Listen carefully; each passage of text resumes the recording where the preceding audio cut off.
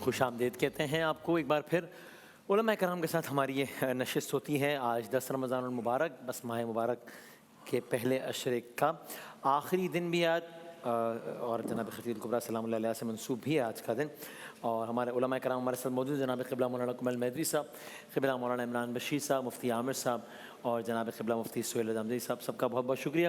اجازت دیں تو چونکہ وقت ویسے ہی کم ہوتا ہے تو سیدھا میں سوال کی جانب بڑھتا ہوں. چلائیں جی چلائیں، پہلا سوال چلائیے گا. عمران بشیر صاحب، مولانا صاحب سے یہ پوچھنا تھا کہ مغرب کے بعد جھاڑو دینا جائز ہے؟ اس میں رزق میں بے برکتی تو نہیں آتی؟ کیونکہ ہمارے گھر کے بڑے بزرگ کہتے ہیں کہ مغرب کے بعد جھاڑو نہیں دینی چاہیے، اگر کبھی دینی پڑ بھی جائے تو کیا دینا جائز ہے؟ اس کا رزق سے کوئی تعلق تو نہیں ہے؟ اگر دینی پڑ ہی جائے، مطلب سوال بتا رہا ہے کہ احتیاط رکھی ہوئی انہوں نے پہلے ہی، لیکن اگر پڑ ہی جائے تو پھر دے دیں یا پھر اگلے دن پھر چھوڑیں گے؟ اب تو فی الحال بسم اللہ الرحمن الرحیم.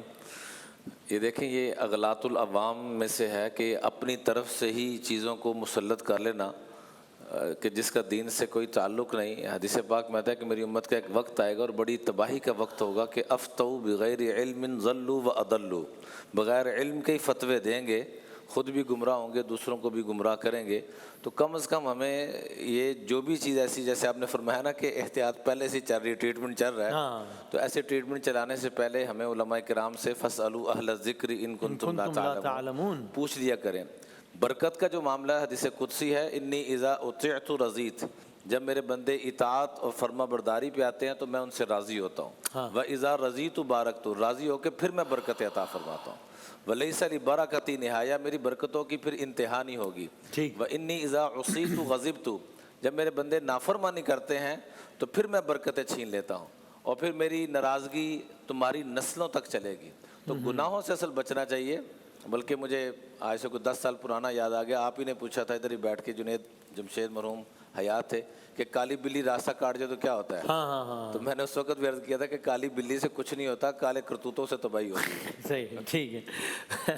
اس میں کوئی رائے مختلف ہے کسی کی تو آپ ایڈ کر دیں ورنہ اگلے سوال کے. اچھا نہیں، رائے مختلف اچھا نہیں اچھا ٹھیک ہے. ایک بات عرض کر، اللہ نہ کرے اس میں رائے مختلف ہو گئی، بلکہ اس سے برعکس حدیث ہے کہ جو رات میں صفائی کا اہتمام رکھے اپنے گھر میں، اپنے گھر کو صاف رکھے، اللہ اس کے گھر میں رزق کے دروازوں کو کھول دیتا. اچھا اچھا. تو اس کی اگر وہ گندگی ہے اور جھاڑو نہیں دیا ہوا آپ نے تو دے دیں اور صاف کر لیں، تاکہ جب وہ صاف رہے گا تو اللہ عز و جل اس میں برکتوں کو نازل کرے گا. ناخنوں کے بعد مغرب کاٹنے پہ ہے واقعی یا نہیں؟ وہ بھی ایسی مشہور ہے، میں نے نہیں دیکھا، آپ کے مطالعے میں نہیں ہے؟ نہیں، ایسا نہیں ہے. ٹھیک ہے. اور ایک آدھ کوئی اور چیز بھی اس طرح کی میں ذہن سے نکل گیا، ناخنوں کے والے سے ہے آپ کے بھی؟ میں نے ہاں، یہ لوگ مفتی صاحب آئے، مفتی صاحب بسم اللہ، لوگوں میں ناخن کے بارے میں بھی اسی طرح جو ہے وہ غلط ہاں مغرب کے بعد، لیکن اس میں بھی کوئی مستند بالوں میں کنگھی کرنے کے حوالے سے بھی اسی طرح باقاعدہ مشہور ہے کہ مغرب کے بعد جو ہے وہ داڑھی میں یا بالوں میں کنگھی نہ کی جائے. تو یہ ساری چیزیں غلط ہیں. کچھ بھی دیکھیں، جو چیزیں مسنون ہیں تو اس کو اختیار کرنا مسنون ہی ہوگا،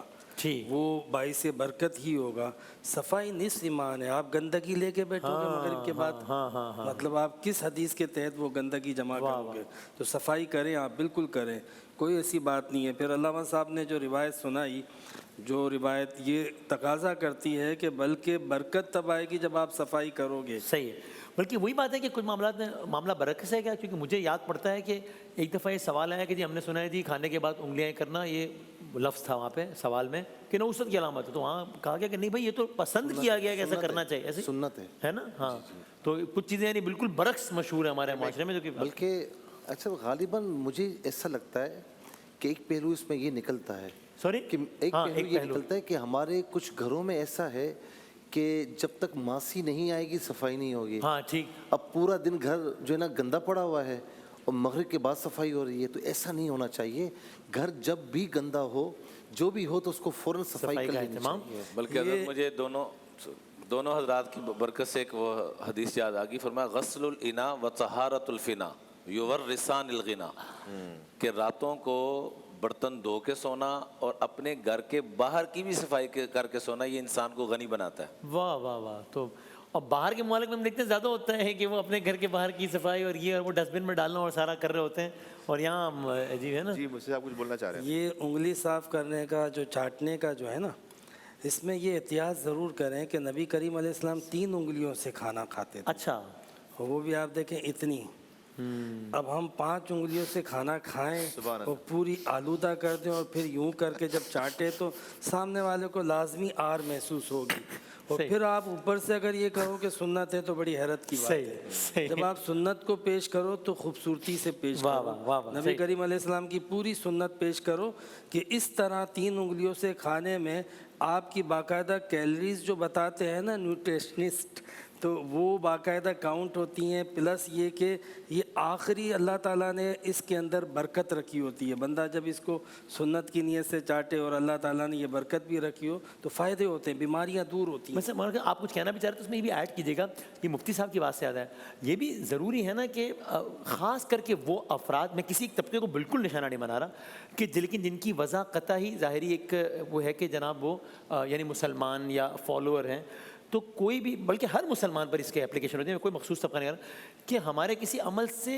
یہ نہ لگے کہ باہر کا بندہ دیکھے تو یہ رائے قائم کرے کہ یار یہ صفائی ستھرائی کا خیال کرنے والے لوگ نہیں ہیں یہ لوگ۔ ہمیں وہ ایئر لائن میں اکثر وہ ایئر ہوسٹس وغیرہ کہتے ہیں کہ وہ مجھے انہوں نے باقاعدہ کہا کہ آپ یہ بتائیں نا کہ دیکھیں وہ نماز کے لیے آتے ہیں بہت اچھی بات ہے، لیکن پھر جب وہ ایک نجاست کا خیال نہیں ہے یا باتھ روم گندا ہو رہا ہے، تو میں خدا نہ خاصا بار بار کہہ رہا ہوں کسی طبقے کو نشانہ بالکل نہیں بنا رہا، لیکن یہ اضافی ذمہ داری ہو جاتی ہے نا کہ اگر میری پہچان ایک مسلمان والی ہے تو میں زیادہ صفائی کا خیال کروں، جس طرح انہوں نے کہا کہ یہ نہیں کہ سارا گند بلا کر کے پھر آپ کہہ رہے ہیں میں سنت میں عمل کر رہا ہوں، کیونکہ پھر کوئی شخص صرف آپ پہ کامنٹ نہیں کرے گا، وہ پھر سنت کی طرف سے۔ ہاں ہاں ہاں بہت اچھی بات آپ نے کہی۔ کبھی کبھار ایسی افسوسناک صورتحال ہوتی ہے کہ فلائٹ میں انہیں باتھ روم بند کرنا پڑ جاتا ہے، یہ میرے سامنے ہوا ہی ہے اور جی یہ خبروں میں بھی آتا ہے کبھی کہ ایسی کیفیت ہو گئی، حتیٰ کہ کچھ مقدس پروازوں میں بھی، کہ پھر وہاں پر یہ عالم ہوتا ہے کہ وہ واش روم اس طرح سے یوز ہوتا ہے کہ بالآخر وہ ڈیورنگ فلائٹ اس کو بند کرتے ہیں کہ اب یہ قابل استعمال نہیں رہا۔ تو یہ ہمارے ایک بنیادی ترین ادب اور ایٹیکیٹس کے خلاف ہے، اور جو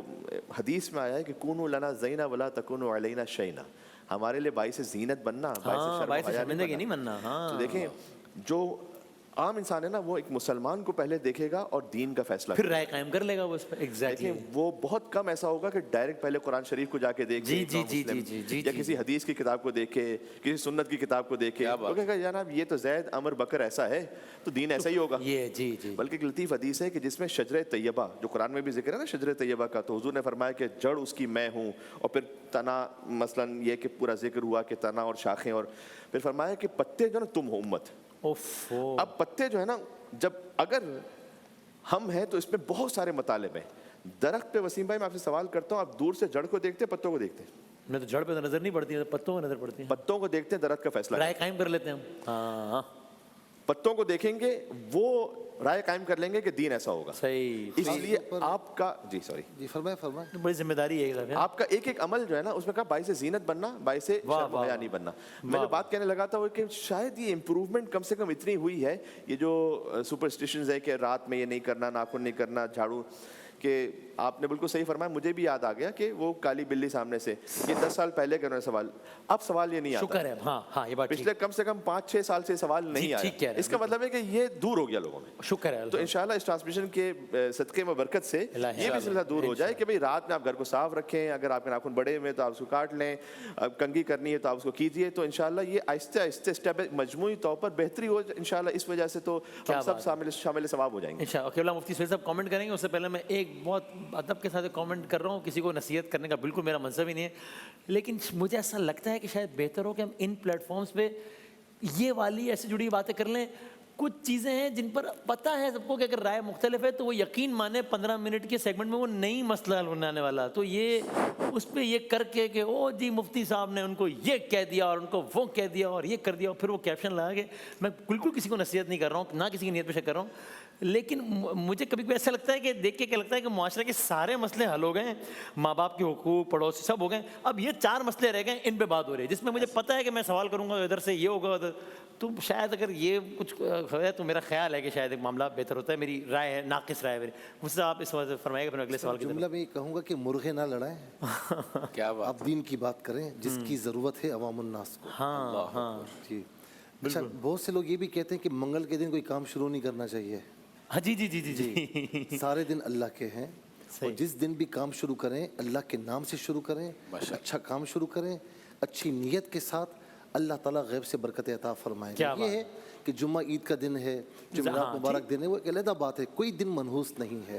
دوسری بات یہ ہے کہ یہ بات مجھے نہیں پتا کہ مجھے یہاں کرنی چاہیے یا نہیں، یہاں تک کہ میں کہوں گا کہ مذہبی طبقہ جو ہے نا، جس کا مذہبی گیٹ اپ ہے، اسے تو اس طرح ہونا چاہیے کہ اگلا بندہ جو دین سے دور ہے نا، اسے دیکھ کر، اس کی حرکات سکنات دیکھ کر وہ دین سے قریب آ جائے. اب مثال کے طور پر اب کھانا کھا کر اٹھتے ہیں نا، 2-3 بندے کھانا کھا کر اٹھتے ہیں، اب باہر سے بندہ آیا تو اسے دیکھ کر یہ نہیں کہنا چاہیے کہ کون بدتمیز کھا کر گیا ہے. ایسی صفائی کا انتظام ہو کہ کوئی انسان کا بچہ کھا کر گیا ہے، کوئی مسلمان کھا کر گیا ہے. اسی طریقے سے پتہ لگا ان کے مذہب میں صفائی کو نصف ایمان کہا گیا ہے. اچھا واش روم کا ہمارے یہاں کنسیپٹ کیا ہے کہ جی واش روم تو ہوتا ہی گندا ہے. نہیں جی، ایسا نہیں ہے. اب واش روم کو اس لیے کہتے ہیں بیت الخلاء، اس لیے کہتے ہیں کہ وہاں جا کر آپ قضائے حاجت کرتے ہیں. اس کا مطلب ہرگز یہ نہیں کہ گندگی دور نہ کی جائے، گندگی دور کریں کہ پیچھے آنے والا شخص اگر وہاں پر داخل ہوتا ہے تو یہ نہ کہے کہ کون بدتمیز آیا تھا. بڑی ضروری ہیں چیزیں. صاحب آپ اس میں اضافہ، سوال میں کر رہا ہوں ان کی اجازت سے، سوال نہیں ایک بات عرض کر رہا ہوں، اس میں اضافہ کر دیجیے گا. یہ تو بہت ہی اچھی بات کہی کہ کھانے میں اہتمام کے کوئی آگے نہ کہے بدتمیز. صاحب کچھ لوگ ایسے ہوتے ہیں جو نمازی، داڑھی بھی سنت نبوی سے رکھی ہوئی ہے، قرض لے کر کھا جائیں گے، دھوکہ دیں گے، کہتے ہیں یار ایسوں سے کام نہیں کرنا. وہ کتنی بڑی بدنامی کا باعث بنتے ہیں. جی ہاں، یہ سمجھیں آج کا ٹاپک یہ بن گیا کہ ہم جب مذہب کو پریزنٹ کر رہے ہوں اور مذہب کے نمائندے، ذمہ داری بڑھ جاتی ہے، ہماری ذمہ داری بہت بڑھ جاتی ہے، بہت معاملہ نازک ہو جاتا ہے. میں نے مفتی صاحب سے ایک بار کہا، آپ ماشاءاللہ اتنا نفیس لباس پہنتے ہیں، خوشبو اور ماشاءاللہ سارا سیگمنٹ. یہ کہتے ہیں کہ مجھے دیکھ کے نا لوگ سنت سے محبت کریں، اس لیے میں اتنا صاف ستھرا. اب آپ مولانا کمیل صاحب کا امامہ دیکھیں، اس کی وائٹنس دیکھیں، صاف ستھرا رکھا ہوا ہے. مولانا عمران صاحب نے فٹ رکھا ہوا ہے، بالکل سلم سمارٹ. اچھی بات ہے نا. تو یہ بہت اچھا ہوتا ہے کہ لوگ سنت کو دیکھیں تو آپ سنت سے قریب ہوں، پیار کریں. اور کتنی پیاری بات کہی کہ اسی طرح آپ کا ظاہر، اسی طرح آپ کا باطن اور کردار ایسا ہو کہ لوگ بھروسہ کریں. مطلب داڑھی کو دیکھ کے لوگ یہ نہ کہیں کہ یار دور بھاگو. آپ نے داڑھی رکھی ہے، سمجھ لو آپ نے بہت بڑی ذمہ داری اٹھا لی ہے. میں یہ نہیں کہتا ہوں کہ آپ داڑھی نہ رکھو، لیکن میں یہ سمجھتا ہوں کہ داڑھی رکھنے سے پہلے جو بہت بڑی سنتیں ہیں وہ پہلے سیکھو، وہ پہلے اپناؤ. ہم ایک سنت رکھنے کے لیے بےتاب ہوتے ہیں اور باقی سنتیں جس سے ہماری کردار سازی ہوتی ہے، جس سے معاشرے کے اندر اعتماد اور بھروسے کی فضا بنتی ہے، جس سے مذہب کا وقار قائم ہوتا ہے، وہ سنتیں کہاں گئی؟ ہم صرف ایک سنت ہی کو فوکس کرتے ہیں، باقی سنتیں کیوں چھوڑ دیتے ہیں؟ کیا سچ بولنا حضور نبی کریم علیہ السلام کی سنت نہیں ہے؟ کیا حضور نبی کریم علیہ السلام نے معاذ اللہ کسی کو دھوکہ دیا تھا؟ کیا حضور نبی کریم صلی اللہ علیہ وسلم نے کبھی کسی سے جھوٹ بولا تھا؟ تو یہ وہ سنتیں ہیں جو سب سے پہلے ضروری ہیں. کسی نے حضور علیہ السلام کے بارے میں یہ نہیں کہا تھا کہ وہ محمد جو داڑھی رکھتے ہیں، کہا تھا وہ جو سچ بولتے ہیں، صادق کہا تھا، امین کہا تھا. یہ تعارف ہوتا ہے مذہب کا، یہ حوالہ ہوتا ہے مذہب کا. اور صاف کیا کہنا ہے. جزاک اللہ. زبر. ایک سوال ہم اور لے لیتے ہیں، اچھی جامع گفتگو ہو گئی. ایک سوال سنائیے جناب، اگلا سوال سنائیے. السلام علیکم. وعلیکم السلام. میں نے اپنی بیٹی کا نام لائبہ رکھا ہوا ہے، تو اس کا کیا میننگ ہے اور یہ کیسا نام ہے؟ لفظ لائبہ میں کوئی ہے اشتباہ یا کچھ؟ لائبہ جہاں میں نے پڑھا ہے کہ جنت کی کسی حور کا نام میں نے لائبہ پڑھا ہے. اچھا اچھا، تو بظاہر کوئی اس میں حرج نہیں ہے اس میں. نہیں آپ کو جی ایسے ہی ہے، اس میں کوئی حرج نہیں ہے. اس میں اس بات میں کہ جو وضاحت ہے ماشاءاللہ مفتی عامر صاحب نے سب کا ایسا اچھا خوبصورت ذکر کیا، اور آپ کا تو سوشل میڈیا پہ ویسے ہی ہوتا رہتا ہے، ان کو ذکر کرنے کی ضرورت نہیں تھی کہ اتنے اچھے لگتے ہیں آپ. تو اور مفتی عامر صاحب ماشاءاللہ جو مسکراہٹ اور یہ جو محبت والا ماحول ہے نا، اس میں میں بلا تکلف کہہ رہا ہوں کہ مفتی عامر صاحب کا، مفتی سہولت امجدی صاحب کا اور اس پوری ٹیم کا بہت بڑا کردار، کلیدی کردار ہے، بہت بڑا کردار ہے کہ جنہوں نے اتنا کانفیڈنس دیا، اتنا سپورٹ یہ ہم پر ڈال رہے ہیں، ان کا اپنا کردار ہے. نہیں میں بات کی بڑی تائید کر رہا ہوں کہ آپ ایسا ماحول بناتے ہیں جب جا کر یہ ماحول اس طرح سے بنتا ہے کہ بات کی جا سکے اور آپس میں محبت بڑھ سکے. آن ایئر سے زیادہ آف ایئر جو حسن سلوک ہے، جو اپریسیشن ہے، وہ اس میں امیزنگ ہے. وہ میں ان کے لیے اس کے لیے بہت جزائے خیر ہے، ان کے لیے انشاءاللہ بہت ساری دعائیں. حضور مکرم کی حدیث میں ہے کہ ان کا خوشبو کا خرچہ ان کے کھانے سے زیادہ تھا. اچھا تو اچھا خوشبو کو اتنا پسند فرماتے تھے, یعنی اتنا آپ اس کو اتنا اچھا پریزنٹ وہ کریں کہ جو مبلغ دین ہے نا, کونوا دعاۃ الناس بغیر السنتکم, لوگوں کو دین کی طرف بلاؤ لیکن زبان سے نہیں. او ہو آپ زبان سے نہ بلائیں تو کس سے بلائیں؟ آپ اپنے وضاقتہ سے, اپنے کردار سے بلائیں دین کی طرف. کیا بات ہے, کیا بات. اسی طریقے سے آپ کہیں سفر میں جاتے ہیں, ہاں اچھا ظاہر ہے کہ 2 سیٹیں ہوتی ہیں, 3 سیٹیں, پاس کوئی نہ کوئی تو بیٹھا ہوگا. بعض اوقات غیر مسلم بھی ہوتے ہیں. ہاں صحیح. اچھا ہم کیا کرتے ہیں کہ بالکل ایسا کر کے بیٹھ جاتے ہیں. اچھا اسے, وہ اگر ایجڈ ہے, اس کا سامان اٹھانا, کچھ کرنا, اس کی مدد کرنا, قریب نہیں جاتے ہم. جی ذرا سا آپ کر کے دیکھیں وہ کتنے متاثر ہوتے ہیں. جی جی بالکل صحیح بات ہے. اور آپ وہاں بیٹھ کر تھوڑا سا کھانے کی چیز نکالیں, انہیں آپ ذرا سا آفر کر دیں, آفر کریں, اتنا وہ خوش ہوتے ہیں, پھر وہ آپ سے بات کرتے ہیں. جی ٹھیک بات. تو ہمیں اس طرح رویہ رکھنا چاہیے, کیونکہ قرآن کریم میں ہے والجار ذی القربى والجار الجنوب والصاحب بالجنب وابن السبیل. سفر میں بھی جو ساتھ جانے والا ہے وہ آپ کا پڑوسی ہے, اس کے بھی حقوق ہیں. کیا بات. آخری اختتامی کلمات آپ فرما دیں بس سیر مان سے. بسم اللہ الرحمن الرحیم. ہمارے ایک بزرگ تھے استاد محترم, ہاں ایسے ہی جیسے قبلہ مفتی سید اعظم جیسا نے فرمایا کہ ٹرین کا سفر کر رہے تھے تو وہاں پر واش روم کی حالت بہت زیادہ خراب تھی. ہاں ہاں ہاں تو انہوں نے دیکھا کہ ایک غیر مسلم واش روم تک گیا ہے ٹرین کے اور واپس آ گیا ہے. تو ان کو سمجھ آ گئی, یہ واپس دوبارہ تشریف لے گئے اور وہاں جا کے ساری صفائی کی اور واپس آ کے کہتے ہیں, یہ نہیں کہا کہ میں صفائی کر کے آ گیا ہوں, کہ واش روم تو صاف ہے, ذرا چیک کر لیں. وہ گیا تو اس صفائی کو دیکھ کے اپنی صفائی بھی لا کے پیش کر دی کہ مجھے کلمہ پڑھا دیجیے.